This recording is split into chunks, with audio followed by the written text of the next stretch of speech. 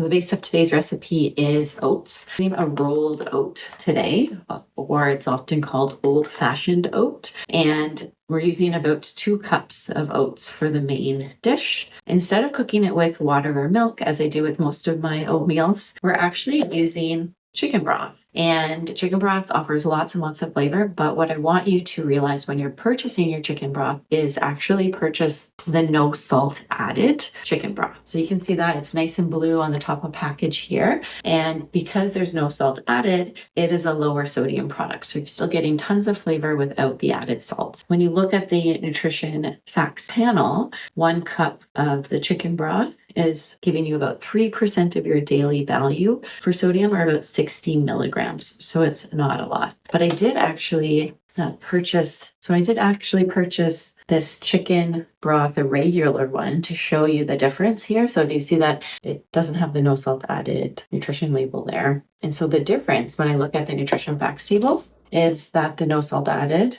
has the 3% of your daily value, but the regular chicken broth for the same serving, so 1 cup serving, has 920 milligrams. So that's about 40% of your daily value. So it's about 40% of your daily value, which is a lot, especially because in this recipe, we are using higher sodium items like feta cheese, olives. So what I would rather you do, purchase the no salt added version of the chicken broth, and then add sodium in other ways like the cheese and the olives for the flavoring. So it's really important to check that because that is quite a big difference. So as I mentioned, we have the oats, we have the chicken broth, and then we have our add-ins. I like to always add some color. So we're using spinach.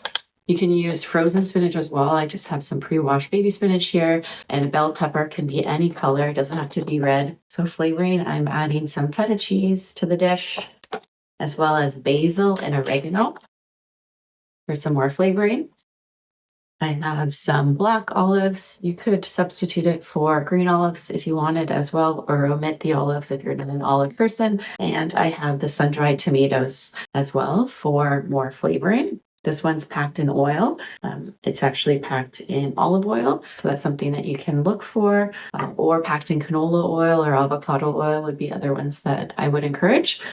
Again, just adding a little bit more flavor. And the oil in it, I think, adds to the texture of this dish. So it's not a bad thing. But if you wanted to have the sun-dried tomatoes without oil, that's okay too. And then to kind of bind all these oats together, we're using 2 regular eggs. You could also use a flaxseed egg if you wanted to do that instead, as well as baking powder, which helps to kind of rise the overall dish.